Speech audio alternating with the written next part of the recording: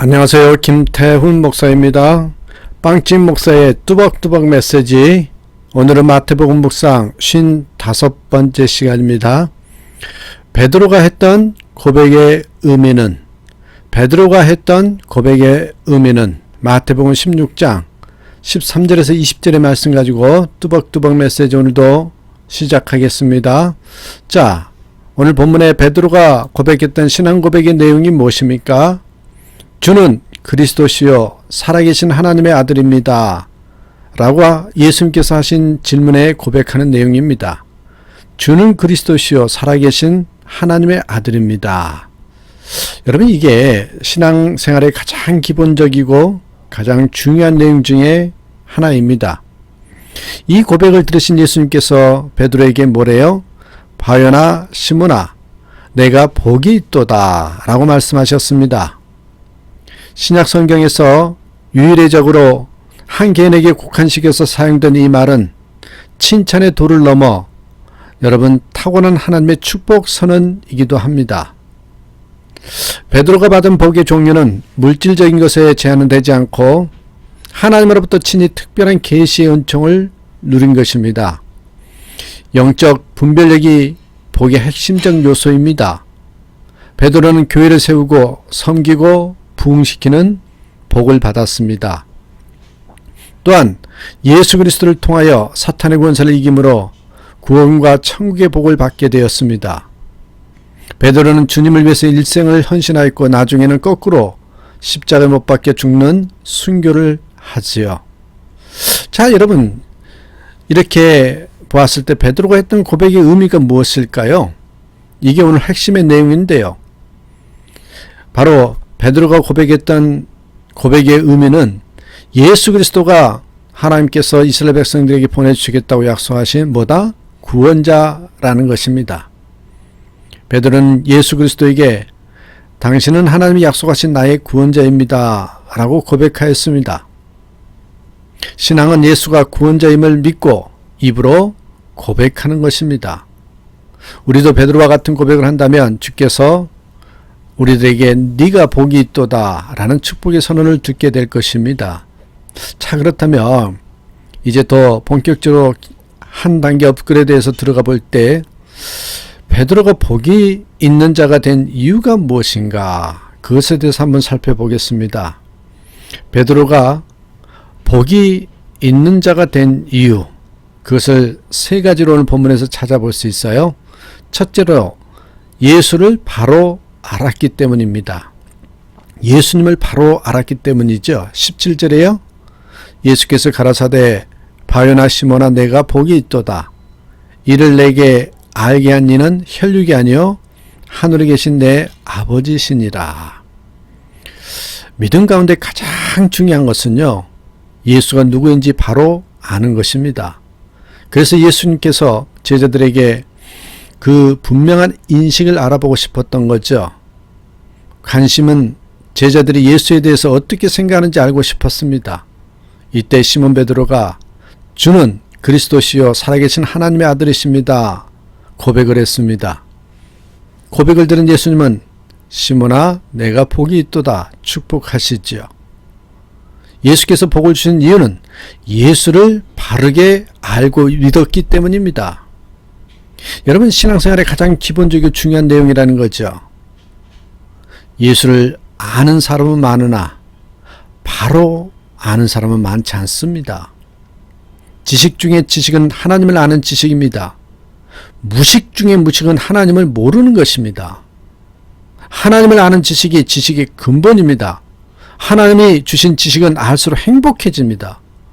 예수를 아는 지식이 행복하게 합니다. 인생의 길을 알고 진리를 알고 생명을 얻게 합니다. 그러므로 여러분, 복 중의 복이 바로 예수를 바로 아는 지식입니다. 예수를 바로 아는 지식. 흑인들은 아프리카에서요 짐승처럼 잡혀와서 노예로 살아야만 했습니다. 특히 미국의 남부지방은 날씨가 혹독하리만큼 더웠습니다. 쇠고랑을 찬 노예들은 담배 농장과 목화밭에서 채찍을 맞으면서 떼 앞에 서서 일해야만 했지요. 그런데 그들에게 복음이 전해졌습니다. 예수를 주로 믿고 영접한 그들은 아픔을 죽게 부르짖으며 노래합니다. 노래 가사를 옆에 써놨어요. 그 누가 나의 괴로움 알며 또 나의 슬픔 알까? 주 밖에는 누가 알아주랴. 영광 할렐루야. 나 자주 넘어집니다. 오 주여 나 자주 실패합니다. 오 주여 그 누가 나의 괴로움 알며 또 나의 슬픔 알까? 주 밖에 누가 알아주랴. 영광 할렐루야. 찬송은 끝도 없이 계속되어지는 고통 속에서 지식적으로 알고 있는 신앙 고백의 하나님이 아니라 그들의 고통을 아시는 주께서 생명으로 인도하고 계심을 확실히 믿고 부르게 만들었습니다. 그들의 신앙 고백은 그리스도의 마음을 울렸을 것입니다. 마침내 1865년 링컨은 흑인 노예 해방을 선언했으며 백인들은 흑인들의 삶을 책임져야 했습니다. 고통 가운데서 울부짖었던 흑인 노예들은 천국에서 환호하며 승리를 자축하였을 것입니다. 여러분 그렇습니다.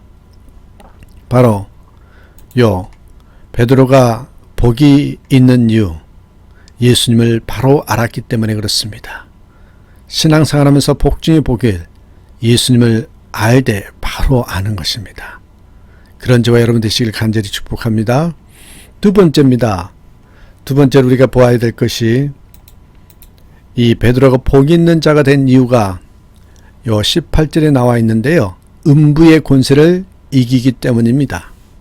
18절 또 내가 내게 이르노니 너는 베드로라. 내가 이 반석 위에 내 교회를 세우리니 음부의 권세가 이기지 못하리라. 우리가 살고 있는 이 세상은 음부의 권세에 시달리고 있습니다. 권세를 잡고 있는 사단과 마귀의 무리들이 판을 치고 있습니다. 강교하게 죄로 물든 더러운 마음을 이용해서 온갖 욕심과 다툼으로 미움을 부추겨 서로 불행하게 만듭니다. 인간관계가 깨어지고 있습니다. 가정들이 무너지고 있습니다. 온갖 악한 다툼으로 서로 해치고 불안과 두려움에 사로잡혀 살아갑니다. 불행에 눌려서 있습니다. 대부분 사람들은 음부의 권세를 두려워하죠. 그러나 예수 믿고 예수와 연합된 사람은요, 음부의 권세가 이기지 못합니다. 여러분, 동양 선교의 선교 잡지 1917년 5월호에 실린 이야기입니다.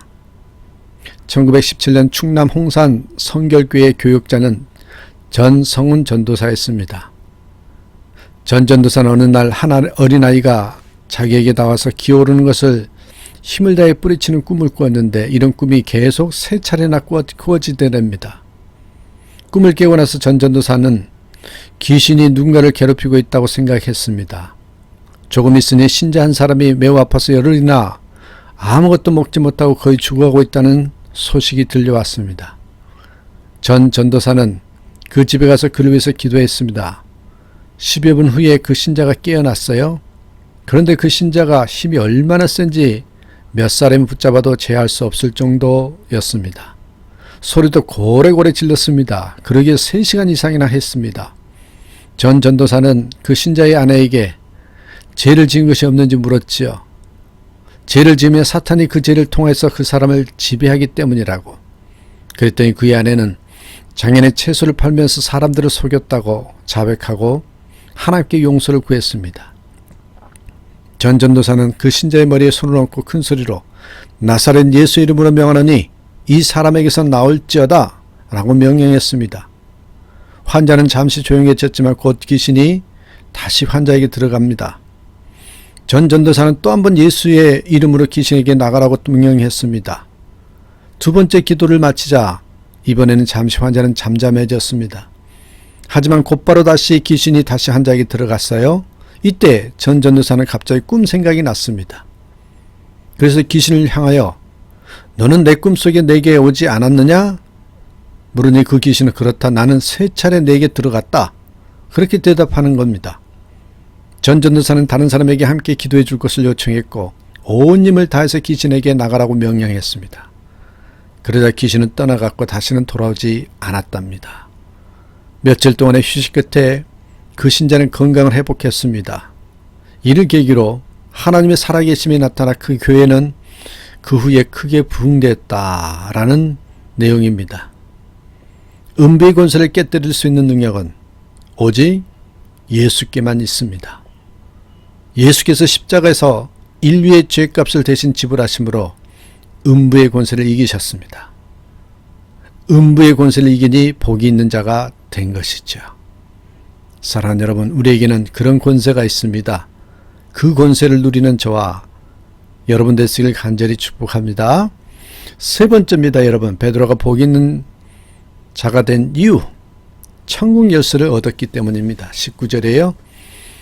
내가 천국 열쇠를 내게 주리니 내가 땅에서 무엇이든지 매면 하늘에서도 매일 것이요 내가 땅에서 무엇이든지 풀면 하늘에서도 풀리리라.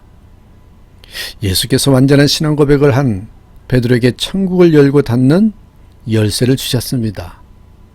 여기서 말하는 천국의 열쇠라는 것은요, 심리적이거나 추상적이거나 관념적인 것이 아닙니다. 천국은 종말적이고 현실적이고 구체적인 천국을 의미합니다. 다시 말해서 우리 삶 속에 하나님의 다스림이 이루어지는 것, 하나님의 다스림이 이루어지는 것, 그것이 바로 천국이거든요. 자, 보세요. 누가 천국에 들어갈 수 있습니까? 천국에 들어갈 자가 누구라고요? 도덕이나 지식이나 선행이나 의를 묻지 않습니다. 어느 정도 수준에 도달한 다음에 들어가는 것이 아니라 누가요? 천국 열쇠를 가진 사람, 그 사람이 들어간다는 것입니다.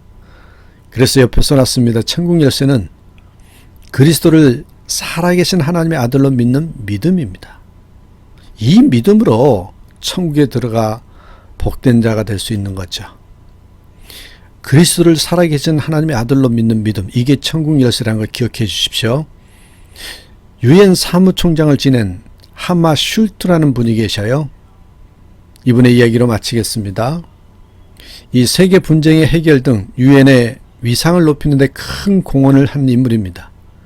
독실한 크리스찬으로서 세계 평화를 이룩하기 위해 동분서주하다가 중앙아프리카 상공에서 비행기 추락으로 세상을 떠났습니다. 사고 현장에서 그가 들고 다니던 손가방을 찾아냈어요. 가방 속에서 발견된 것은 두 권의 책과 일기장이었습니다. 한 권은 성경책이었고 다른 한 권은 토마스 아켄부스의 그리스도를 본받아, 이 책이라고 합니다. 유품 중에는 마틴 부부에가 쓴 나와 너라는 책을 번역하고 있던 원고 뭉치와 몇 권의 노트가 남겨져 있었습니다. 그 노트에는 1920년부터 죽기 며칠 전까지 기록한 그의 사상들과 하나님, 생활 의무, 고독, 소망과 불안, 겸손, 이런 것들이 기록한 영적 일기장이었던 것입니다. 사망하기 이틀 전인 1961년 9월 17일 일기에는 주님의 음성을 들을 수 있도록 겸손한 마음을 주소서, 주님을 섬길 수 있도록 사랑을 더하여 주소서, 주 안에 살 수 있도록 믿음을 더하소서, 나를 위해 몸 바치신 주님, 저도 주님께 아멘으로 대답하겠나이다. 이렇게 적혀 있었다고 합니다. 노벨위원회는 세계 평화를 위해서 세운 공적을 기려서 그가 죽은 후지만 그에게 노벨 평화상을 주기로 결정했대지요. 사후에 노벨상을 받은 첫 영예를 얻게 된 것입니다. 그는요, 사람은 누구나 모든 사람이 웃는 가운데 혼자 울면서 태어난다. 그러므로 사람은 모든 사람이 우는 가운데 혼자 웃으면서 죽을 수 있는 삶을 살아야 한다. 그런 말을 남겼습니다. 이 말은 한마디로 쉽게 말하면 천국 열쇠를 가진 믿음의 사람이란 뜻입니다.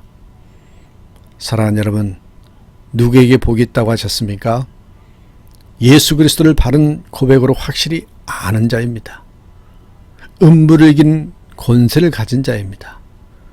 천국 열쇠를 얻은 자입니다. 이처럼 나 하나의 고백이 중요하며 나 하나가 맺는 주님과의 관계가 중요합니다. 부디 바른 고백과 신앙을 통해서 복된 삶을 사는 저와 여러분 되시기를 주님의 이름으로 축복합니다. 오늘도 주 안에서 나는 기뻐요. 주님 때문에 행복해요. 이 고백이 입술 가운데 머무르면서 이 베드로가 누렸던 복을 우리 모두도 함께 누리기를 주님의 이름으로 축원합니다. 감사합니다.